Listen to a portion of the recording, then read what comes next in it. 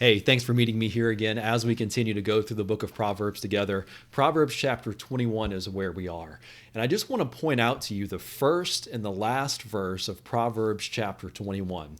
And by doing so, I hope that if right now or if you ever are gripped with fear, anxiety, or worry, that by looking at these two verses, you'll realize what it means more clearly to walk in wisdom, to dwell securely, to be at ease, to rest easy, because the Lord is sovereign.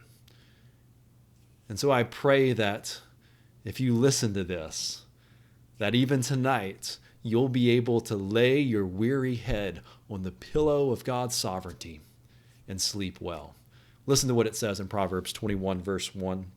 It says, "The king's heart is a stream of water in the hand of the Lord. He turns it wherever he will." And so in Proverbs 21:1, we're realizing that the purposes of the Lord will prevail. That even the king, even the one who has great power, whose plans have great impact, they are merely a stream in the hand of the Lord, and he will accomplish his purposes.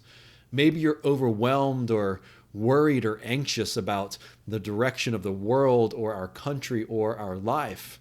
That even if the king's heart is under the sovereign hand of the Lord, that also means that your life is, and that he will direct the course of your life for his purposes. And so don't believe that you are so strong that you can undo the sovereignty of God. He's the one that holds all things together and will hold you together. To walk in wisdom is to cling to a sovereign God who's accomplishing his good plans and purposes. Look at what it says in verse 31. "The horse is made ready for the day of battle, but the victory belongs to the Lord." And so verse 1 is saying the plans of our God will prosper. And now in verse 31, we're realizing that it's by the power of God, the strength of God, that his plans will prosper. So God's not asking you to be strong. He's not asking you to pick yourself up by your bootstraps and push on. He's asking you to trust in his strength, in his victory that he provides, in his might. A few days ago, I read you a quote by J.I. Packer. I haven't read him in probably 15 or 20 years, but a couple of his quotes have popped up recently. And here's another thing that J.I. Packer says. He says, "If we think of ourselves or others as achievers, creators, reformers, innovators, movers and shakers, healers, educators, benefactors of society in any way at all, we are at the deepest level kidding ourselves. We have nothing and have never had anything that we have not received, nor have we done anything good apart from God who did it through us."